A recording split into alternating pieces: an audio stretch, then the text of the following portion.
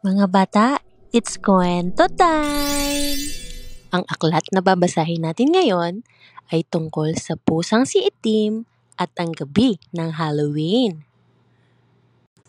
Sa gitna ng tahimik na baryo, si Itim, ang munting pusang kulay itim, ay nagising sa ilalim ng malamig na hangin ng gabi ng Halloween.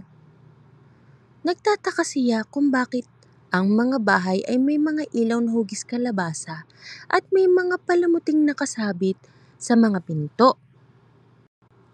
Habang naglalakad, napansin ni Itim ang isang malaking kalabasa na umiilaw. "Uy, gising ka ba?" tanong ni Itim. Laking gulat niya nang ngumiti ang kalabasa. "Oo, ako si Pumpy, ang masayahing kalabasa," sagot nito. Biglang may lumutang na puting anino. "Huwag kang matakot," mahinang boses ang narinig ni Itim. Isang maliit na multo ang lumitaw nang nakangiti. "Ako si Gigi, ang mahiyain na multo," sabi nito. Nagkatinginan sina Itim, Pumpy at Gigi. Ano kaya kung maglibot tayo ngayong gabi at magbigay ng saya sa mga bata? Humungkahi ni Pumpy. "Oo nga!" sabay na sabi ni Itim at Gigi. Dumating sila sa unang bahay. May mga batang nakasuot ng costume. May vampira, may prinsesa, at may duwende. "Happy Halloween!" sabay sigaw ng tatlo. Ngunit sa isang bahay, may batang nakaupo mag-isa. "Bakit malungkot ka?" tanong ni Itim. "Wala akong costume," sabi ng bata. Ngumiti si Pumpy.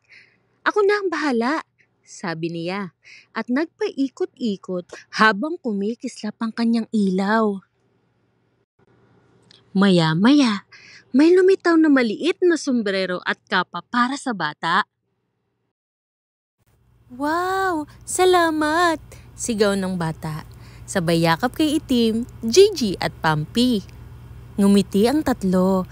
Masayang makita ang isang batang muling ngumiti. Habang naglalakad pa uwi, nakatingala si Itim sa langit. Ang Halloween pala, hindi lang tungkol sa takutan. Tungkol din ito sa pagbibigay saya. Ang wika niya. Pagdating nila sa bahay ni Itim, lumipad si Gigi at kumislap si Pumpy. "Hanggang sa susunod na Halloween," sabi nila.